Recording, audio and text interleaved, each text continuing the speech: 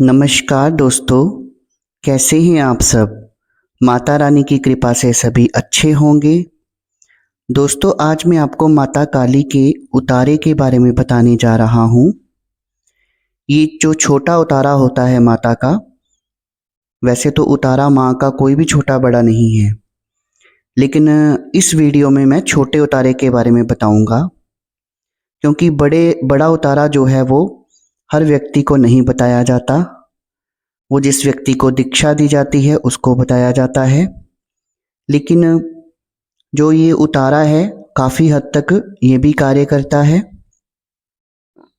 कई बार क्या होता है कि दोस्तों, हमारे साथ व्यक्ति कोई दुश्मनी निभा रहा है या वो हमारे साथ लगता है, वो क्या करता है कि हमारे घर में बंधन लगा देता है, हमारे पितरों को, हमारे देवी देवताओं को, जिससे वो हमारी रक्षा नहीं कर पाते हैं और हमारे घर में अनेक प्रकार की तंत्र क्रियाएं जो हैं वो होना शुरू हो जाती हैं। घर में कलह बढ़ जाती है, बीमारी बढ़ जाती है। ऐसा लोग जो हैं ईर्ष्यावश करते हैं। और कुछ तांत्रिक जो हैं, जिन्हें ये विद्या समाज कल्याण के लिए प्राप्त हुई थी अपने गुरु से या अपने इष्ट से, वो अपनी विद्याओं का गलत इस्तेमाल करते हैं पैसों के लिए, और वो किसी का बुरा करने से बिल्कुल भी नहीं चूकते। उन्हें बस कुछ पैसों की ज़रूरत होती है और कुछ पैसे लेकर वो किसी का मारण मोहन वशीकरण कुछ भी कर सकते हैं। तो इसके बारे में मैं ज़्यादा डिटेल में नहीं जाना चाहूँगा, क्योंकि अपने अपने कर्म हैं दोस्तों। जैसा कर्म हम करेंगे वैसा भोग भी लेंगे। स्वर्ग नरक कहते हैं ना कि इसी धरती पे है। तो अगर किसी भी प्रकार की विद्या आप जानते हैं तो चाहिए कि आप समाज का कल्याण करें। लेकिन समाज का कल्याण करना तो दूर, इस तरह के लोगों के दिमाग में कुछ और ही चल रहा होता है।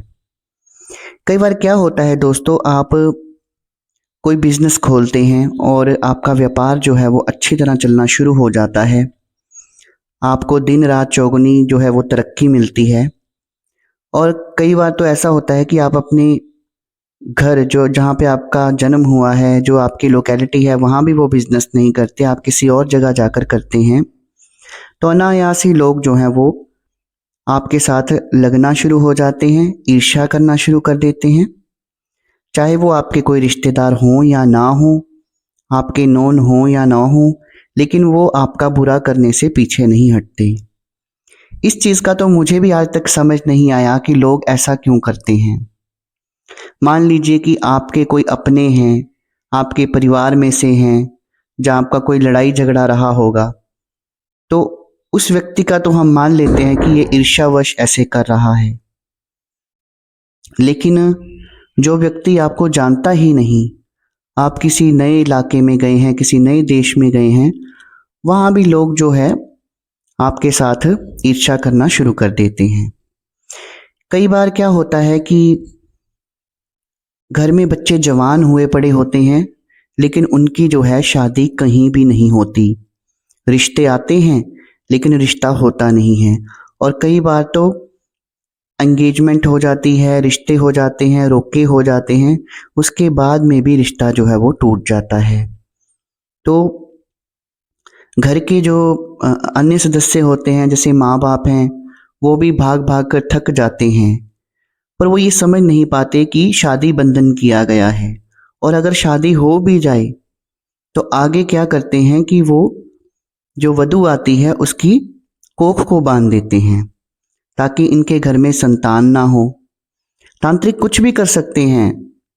तांत्रिकों के पास जो दूसरी शक्तियां होती हैं उससे वो किसी का भी बुरा कर सकते हैं। इसमें कोई अतिशयोक्ति नहीं है, क्योंकि प्रैक्टिकली हमने ये देखा है। और भगत को भी कई बार तांत्रिकों से लड़ना जो है वो मुश्किल हो जाता है और बहुत कठिन रहता है किसी का कष्ट काटना। ये कोई छोटी मोटी बात नहीं है। कई बार शरीर बंधन कर दिया जाता है। मान लीजिए आप के ऊपर किसी की सवारी आती है, चौकी आती है, उसको बांध दिया जाता है और उसके बाद में तांत्रिक जो है वो अपना कार्य करता है।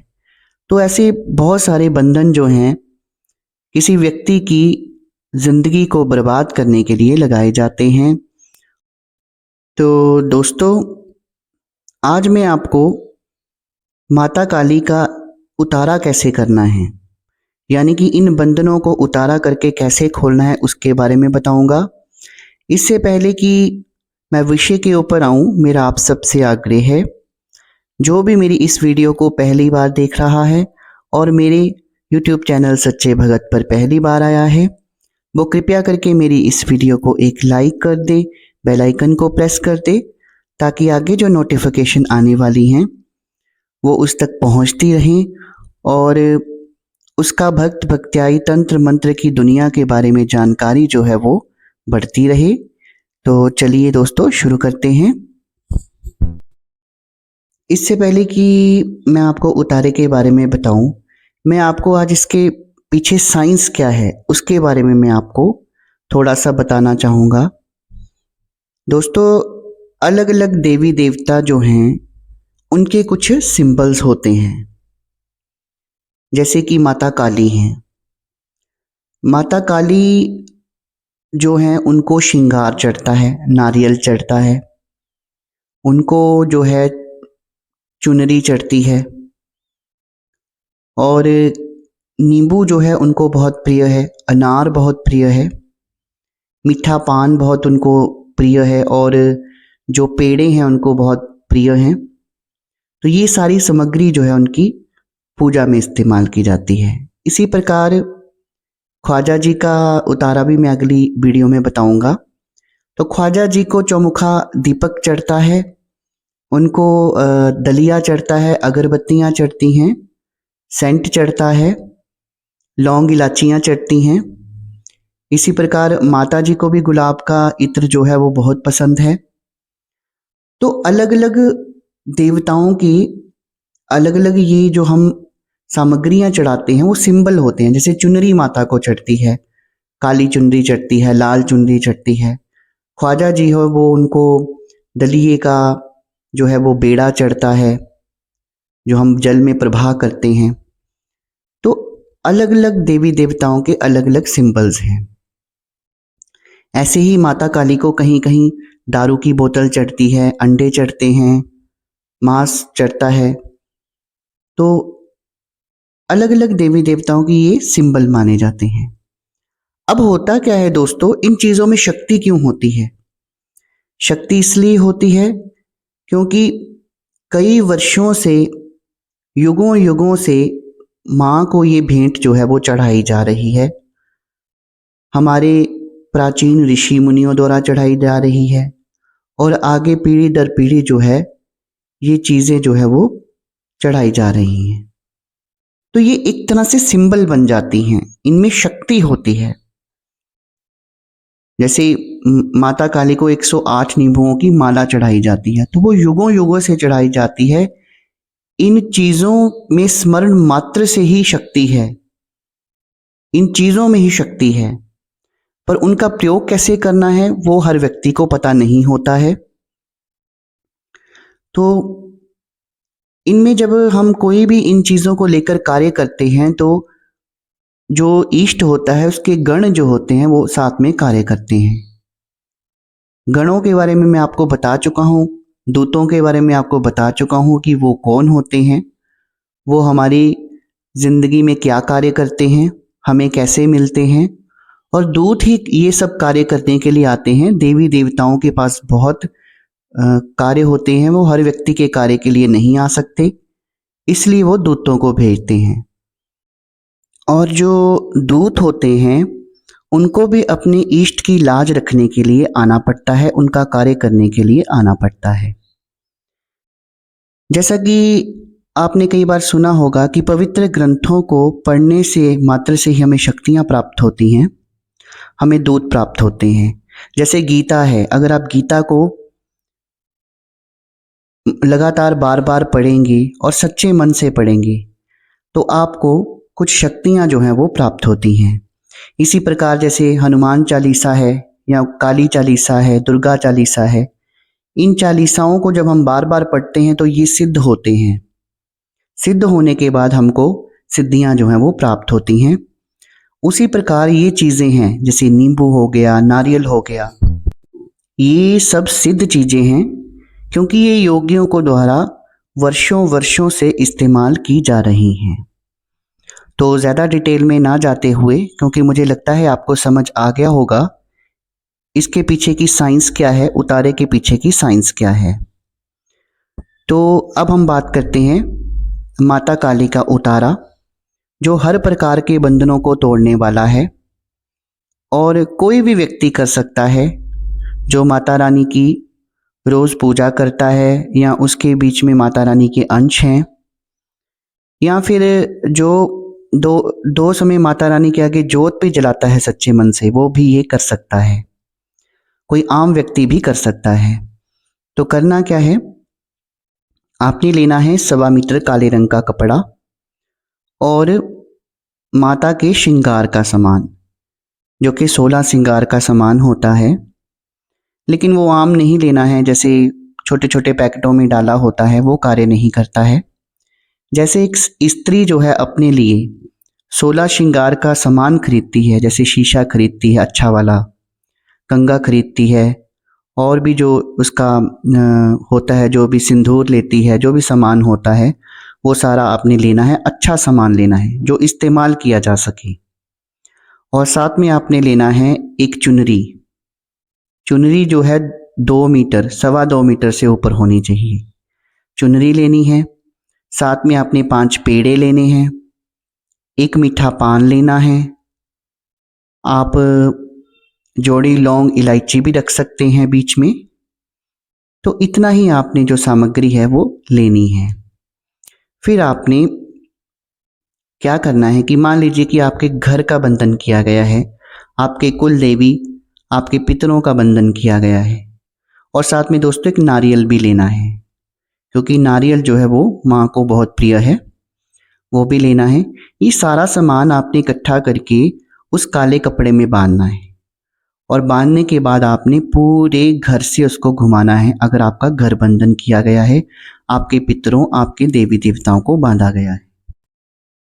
इस सामग्री के साथ अगर आप एक नींबू भी रख लें, या फिर अगर आप ज़्यादा करना चाहते हैं तो 108 नींबुओं की माला बना लें, वो बनाकर भी रख लें, तब तो और भी बेहतर हो जाएगा। तो सारे घर के कमरों में से घुमाकर सीधे आपने कहीं नहीं रुकना, माता महामाई के मंदिर में पहुंचना है, वहाँ पर एक सरसों का दीपक जलाना है, और ये सारा सामान जो है वो माँ के चरणों में भेंट जो आपने चढ़ानी है, तो आपके घर के बंधन जो हैं वो खुल जाएंगे। इसी प्रकार से मान लीजिए व्यापार जो है वो आपका ठप कर दिया है किसी ने, तो जो आपका ऑफिस है, दुकान है, जहाँ पर आप व्यापार करते हैं, वहाँ से आपने एक नारियल लेना है। अगर तो ये सारी सामग्री ले लें तो बेहतर है, नहीं तो एक नारियल ही ले लीजिए माँ के नाम का, और वो सारे ऑफिस की दुकान में से या ऑफिस के जितने कमरे हैं उसमें से घुमाकर आपने माता महाकाली के चरणों में रखना है, और ये सारी सामग्री भी वहाँ रखनी है, दीपक जलाना है। अगर कोई व्यक्ति है, उसकी शादी को बांध दिया गया है, या फिर आगे उसकी जो वधू है उसकी कोख को बांध दिया गया है, तब भी आपने यही उतारा करना है। जो व्यक्ति जिसकी शादी को बांधा गया है उसको बिठाना है, और उसके सिर के ऊपर से ये सारा जो सामान है उसको वारना है। उसको आपने 11 बार, 7 बार या 5 बार वारना है। उसमें आप ऐसे कर सकते हैं, मान लीजिए आप 5 बार वार रहे हैं या उतारा कर रहे हैं, तो आप 3 बार सीधा घुमाइए और 2 बार उल्टा घुमाइए, और ये सारा सामान जो है आपने फिर मंदिर में ले जाना है, वहाँ सरसों का दीपक जलाना है और सारे सामान को वहाँ पे चढ़ाना है। अगर आपने 108 नींबुओं की माला बनाई है तो वो माता रानी के गले में आपने डालनी है, उनको भेंट करनी है, तो आपके शादी के बंधन खुल जाएंगे। और अगर वधू है तो उसकी कोख बांधी गई है तो उसको बिठाकर करना है, उसकी कोख खुल जाएगी।